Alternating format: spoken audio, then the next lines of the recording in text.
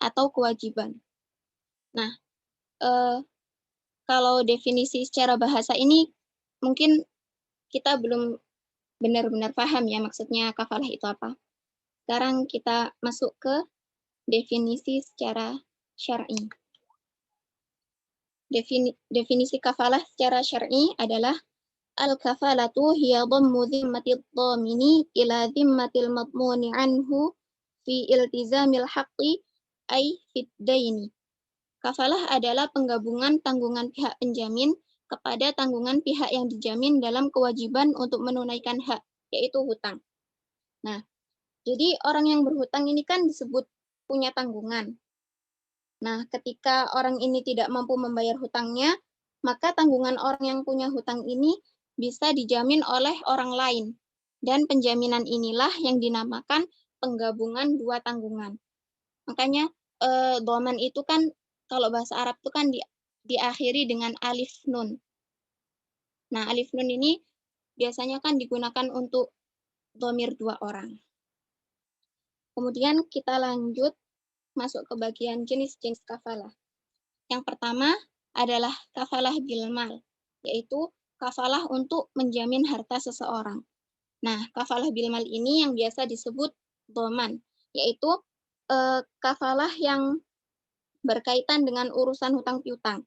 Sebagai contoh, misalnya ada orang yang ingin kredit rumah dan dia ingin gunakan untuk usahanya. Tapi dia sudah tidak punya apa-apa lagi untuk digadaikan. Jika tidak jadi kredit rumah, maka bisnisnya tidak akan jalan. Tapi nggak mungkin juga kan kalau harus menggadaikan sertifikat rumah yang dikredit, karena jika itu dilakukan, maka akad jual beli rumah menjadi tidak sah. Nah, kenapa begitu? Karena perpindahan kepemilikannya belum sempurna.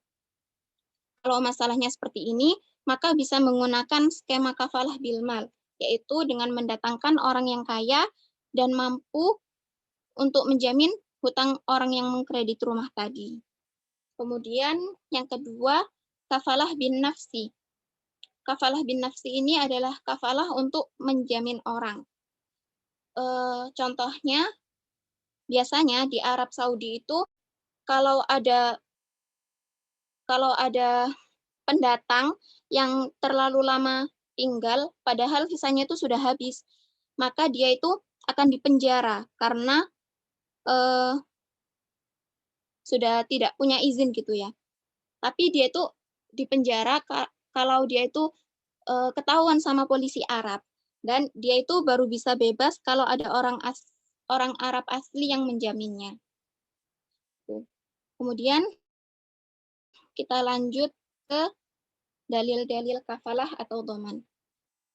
Yang pertama, dalil Al-Quran terdapat dalam surat Yusuf ayat 72. A'udzubillahi minasyaitonirrajim. Bismillahirrahmanirrahim. Qalu nafqidu suwa'al maliki wa liman ja'a bihi himlu ba'iri wa ana bihi za'im. Artinya, penyeru-penyeru itu berkata, kami kehilangan piala raja, dan siapa yang dapat mengembalikannya akan memperoleh bahan makanan seberat beban unta, dan aku menjamin terhadapnya.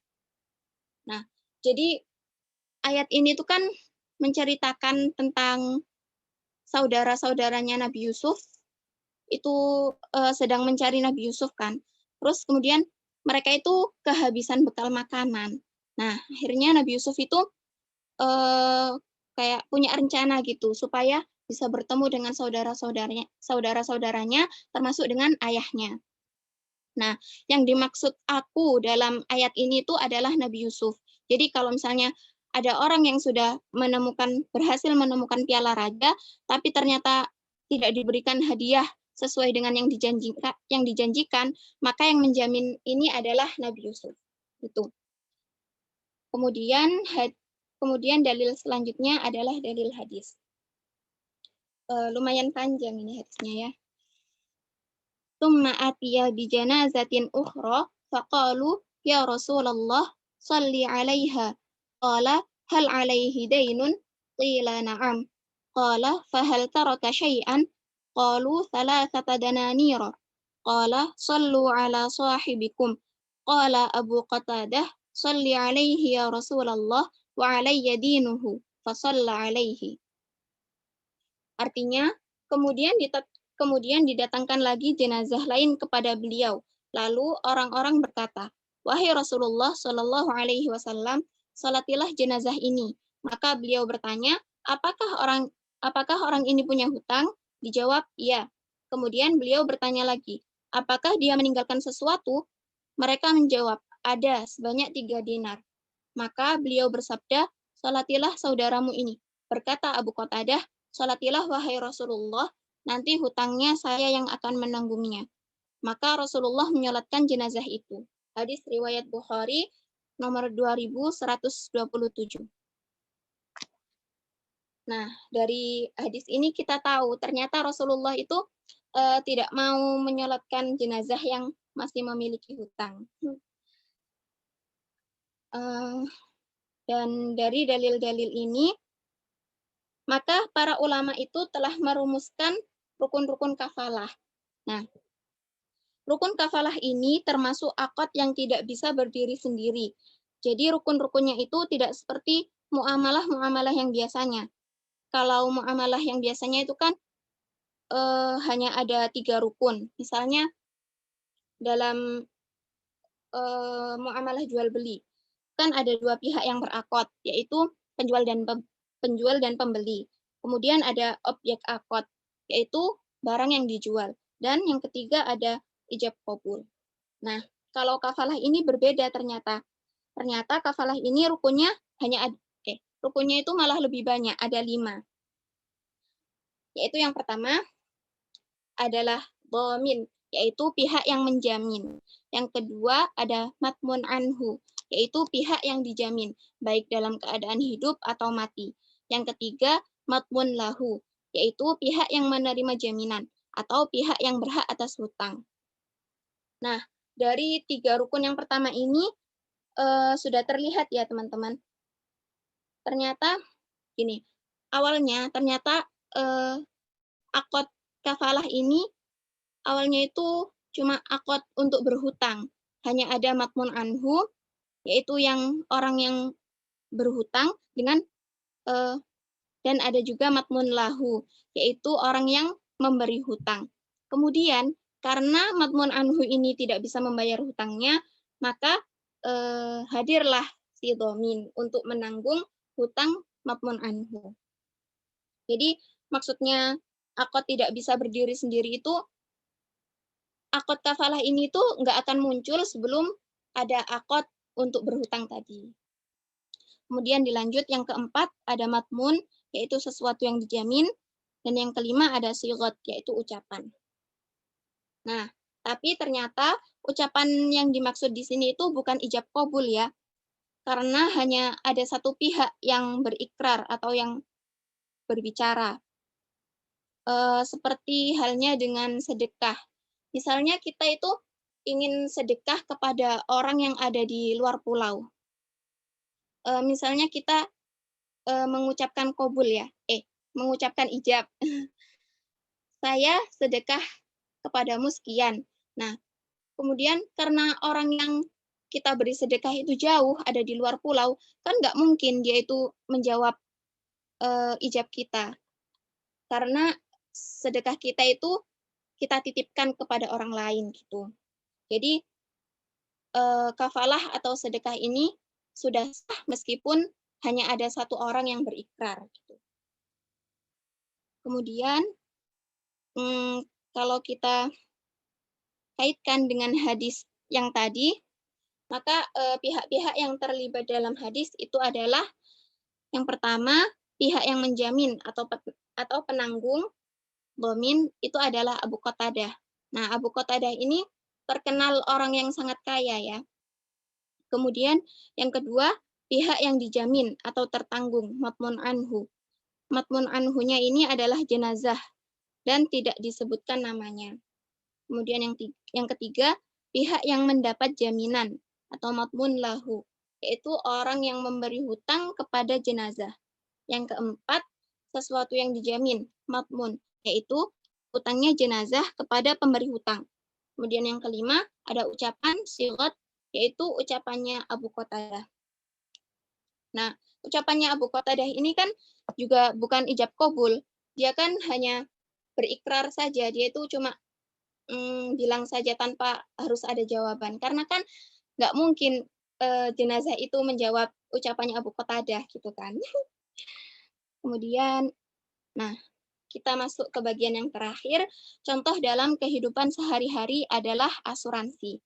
Nah, apakah asuransi ini diperbolehkan atau tidak? Jadi, asuransi ini kan dikembangkan oleh orang-orang barat atau kaum kapitalis. Orang-orang barat ini, kaum kapitalis ini memang suka membisniskan sesuatu yang dilarang oleh Islam. Kalau di dalam Islam itu sebenarnya adalah akad tolong-menolong atau akad tabaruah, tapi mereka malah menjadikannya akad tijariyah atau akad bisnis. Padahal itu tidak boleh di dalam Islam. Nah, inilah kelicikan orang-orang kapitalis. Mereka suka berbisnis dengan orang-orang yang benar-benar membutuhkan bantuan atau kepepet. Karena memang bisnis yang seperti ini yang sangat menguntungkan. Jadi kan nggak mungkin orang yang benar-benar membutuhkan bantuan gitu ya, dia itu butuh uang misalnya. Terus nggak mungkin kan kalau dia itu menolak tawaran yang diberikan oleh misalnya salah satu orang kapitalis ini, meskipun nanti syaratnya harus ada ribanya berapa persen gitu. Yang dia pikirkan kan pokoknya aku bisa dapat uang gitu, entah nanti bayarnya gimana gitu kan.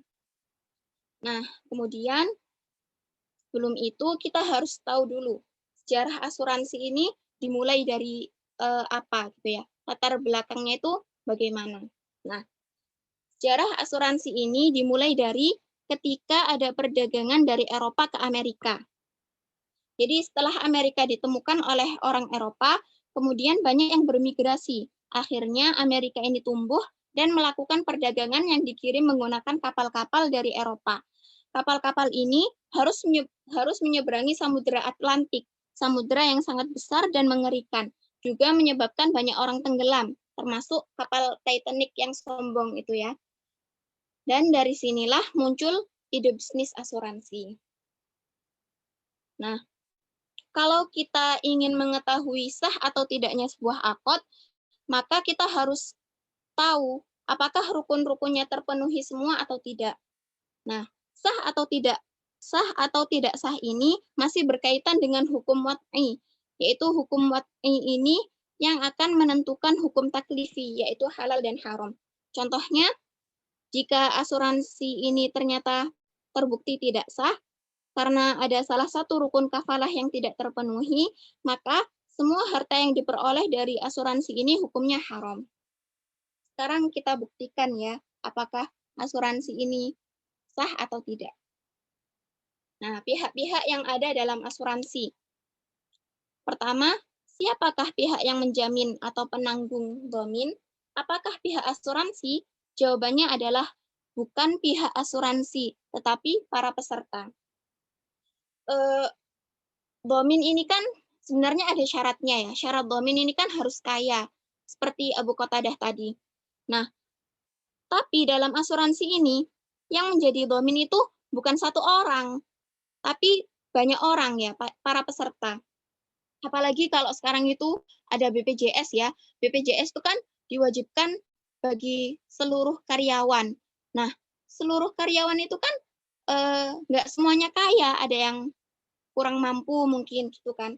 Jadi ini kurang tepat ya. Yang pertama ini kurang tepat. Kemudian yang kedua, siapakah pihak yang mendapat jaminan atau tanggungan madmun lahu? Jawabannya adalah peserta. Ya meskipun itu bergilir gitu ya. Karena kan asuransi ini kan kalau yang saya pahami itu kan kayak mereka itu menabung, terus nanti kalau terjadi apa-apa dengan misalnya kalau ada kecelakaan atau sakit apa, baru dia itu bisa mengambil tabungannya gitu kan. Tapi kalau dia nggak sakit atau nggak kecelakaan, berarti dia nggak bisa ambil tabungannya gitu kan. Kemudian yang ketiga, siapakah pihak yang dijamin atau tanggungan madmun anhu? Jawabannya tidak ada.